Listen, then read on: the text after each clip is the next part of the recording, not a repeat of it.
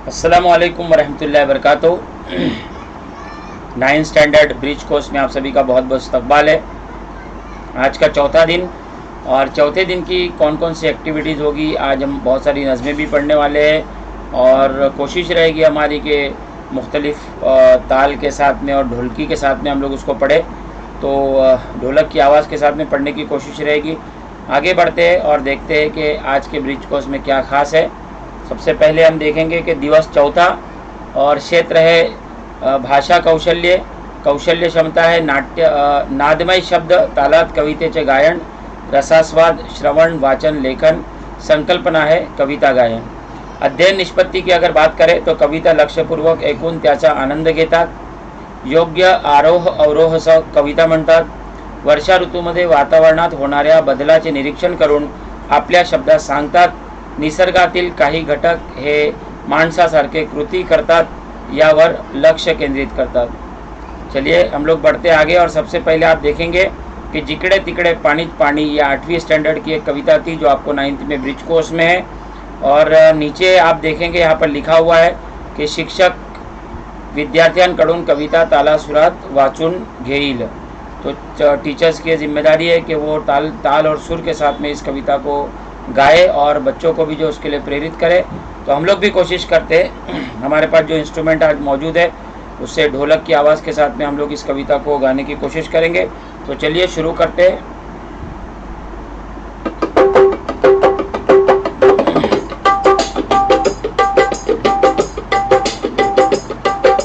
जिकडे तिकडे पाणीच पाणी, खळखळणारे झरे, झुळझुळणारे गवत, पोपटी लवलवणारे तुरे।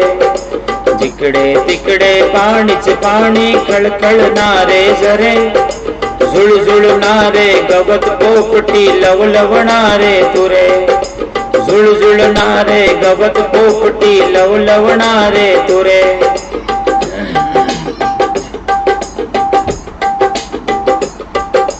नवीन काकी झाडांवरती, सुखात पाने फुले नाहती। नवीन काकी झाडांवरती, सुखात पाने फुले नाहती। पाऊस वारा झेलीत जाती, भिरभिरती पाखरे।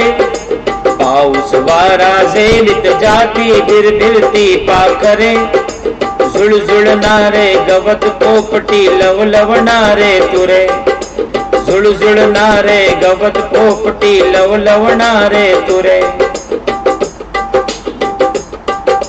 हासत भिजती निळसर डोंगर, उड्या त्यातून घेती निर्झर। हासत भिजती निळसर डोंगर, उड्या त्यातून घेती निर्झर। कडे कपारी रानो राणी, नाद नाचरा भरे। कडे कपारी रानो राणी, नाद नाचरा भरे। झुळझुळणारे गवत, पोपटी लवलवणारे तुरे। झुळझुळणारे गवत, पोपटी लवलवणारे तुरे।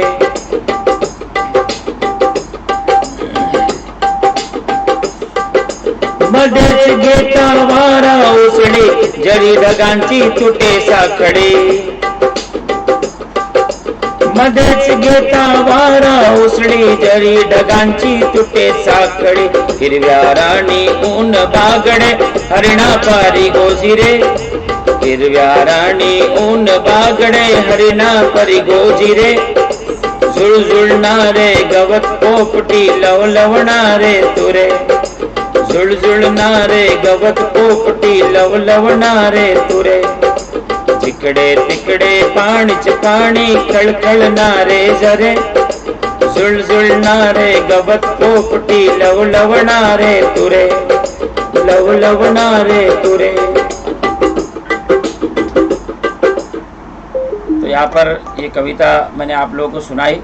उम्मीद है ये कविता आप लोगों को पसंद आई होगी। और अब आगे बढ़ते हम लोग ब्रिज कोर्स में। सक्षम बनूया।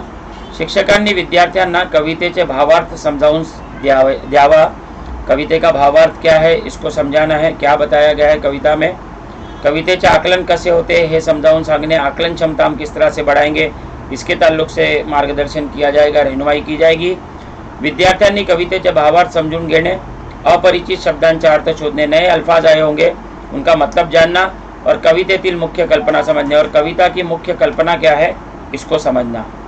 आगे बढ़ते हम, चला सराव करूया। शिक्षकांनी विद्यार्थ्यांकडून आपल्या आवडत्या ऋतूवर आधारित कविता पाठांतर करून घेणे व वर्गात साभिनय सादर करण्यासाठी प्रेरित करने।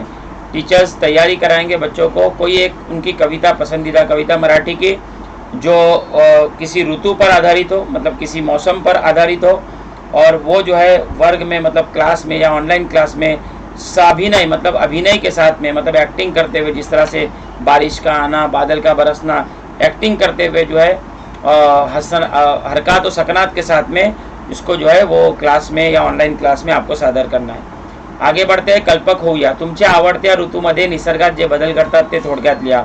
आपका पसंदीदा मौसम कौन सा है और उसमें ऋतु में कौन से बदल होते हैं, मौसम में कौन से बदल होते हैं, इसको शॉर्ट में लिखना है। कल्पना करा तुम्ही खालीलपैकी कोणतेही एक घटक आहात, वर्षा ऋतूमध्ये तुमच्यात कोणते बदल होतील ते थोडक्यात लिहा। आप तीनों में से कोई एक घटक है जो नीचे मैं अभी बताऊंगा दर्ज झेल में से, शेत मतलब खेत, गांव, शहर, तो इनमें से आप कोई एक घटक है, तो आप में क्या बदलाव होंगे। जैसे शेत आहे, शेतामध्ये पाणी आल्यावर किंवा पावसाद्वारे शेतामध्ये जेव्हा पाणी शिरतो तेव्हा शेत कसे होतात, हिरवेगार होतात, तो ये खेत के बारे में लिख सकते हैं। गांव में क्या बदलाव होते हैं, शहर में, इसके बारे में भी आप लिखा जा सकता है। मैंने खेत की आपको मिसाल दी। आगे बढ़ते हैं हम, पूरक साहित्य स्रोत किशोर मासिके और दिशा ऐप है। आप किशोर मासिक बहुत सारे आते हैं, बच्चों के रिसाले, आप उसको भी पढ़ सकते हैं, या दीक्षा ऐप से भी आप मुकम्मल जानकारी हासिल कर सकते हैं। आज के ब्रिज कोर्स को यहीं पर ख़त्म करते हैं। उम्मीद है आपको ये ब्रिज कोर्स पसंद आया होगा। जुड़े रहिए हमसे और देखते रहिए E guidance YouTube channel. Thank you very much.